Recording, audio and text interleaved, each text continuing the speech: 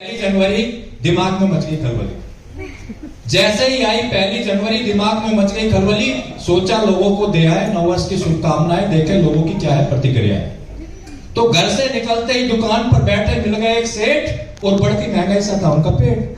मैंने कहा सेठ जी नमस्कार। वो बोले आइए बरकुदार, क्या दिखाऊं मेरी सरकार। मैं बोला सेठ जी दरअसल आज कुछ लेने नहीं आया हूँ, आपको नए साल की शुभकामनाएं देने आया हूँ।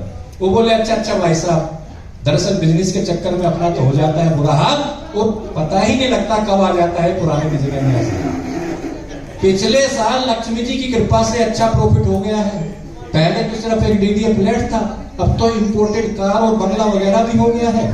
अगर लक्ष्मी जी की कृपा इस आने वाले नए साल में भी बनी रही तो भाई साहब मजा आ जाएगा, हमारा बिजनेस पूरे इंडिया में छा जाएगा। मैं सीधा लाला जी के कोठी के सामने निकलते ही नेताजी के पास पहुंचा। मैंने कहा नेताजी नमस्कार, नया साल मुबारक हो, सुनाइए कैसा है आपका हाल। नेताजी मुस्कुराए, बोले बंधु हम तो पुश्तैनी जनसेवक हैं। बंधु हम तो पुश्तैनी जनसेवक है। जनता जिस भी हाल में रखती है रहना पड़ता है और बदले में रूखा सूखा जो भी दे दे लेना पड़ता है। लेकिन आपको बता दें अफसोस, पिछले साल जनता ने पूरे साल तक हमसे सेवा करवाई, लेकिन पार्लियामेंट में हमारे परिवार के एक भी मेंबर को सीट नहीं दिलवाई। लेकिन भाई साहब आपको बता दें, इस आने वाले नए साल में अपनी भावी योजना कुछ इस तरह से मोड़ेंगे कि इस बार हमारे परिवार के हर मेंबर पर अलग अलग रंग के झंडे होंगे।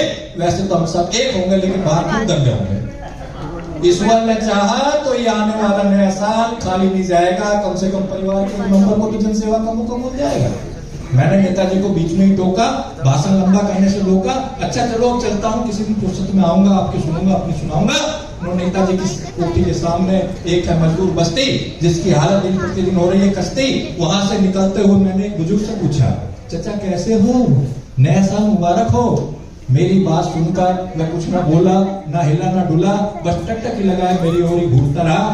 फिर भी किसी हंसते हुए बोला, बाबूजी कैसी मुबारक और कैसा नया साल। देख तो रहे हो आप मेरा हाल, पिछले 5 वर्षों से मेरा नौजवान बेटा बेरोजगारों की लाइन में लगा है, लेकिन कम वक्त अभी तक भाग्य की जगह है।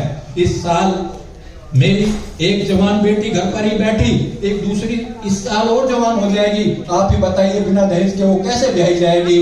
अरे जाओ जाओ, ये नए साल के नए चौचले महलों में रहने वाले, मखमलों पर चलने वाले किसी राजकुमार को जाकर सुनाओ, बेकार में मेरा सिर मत खाओ।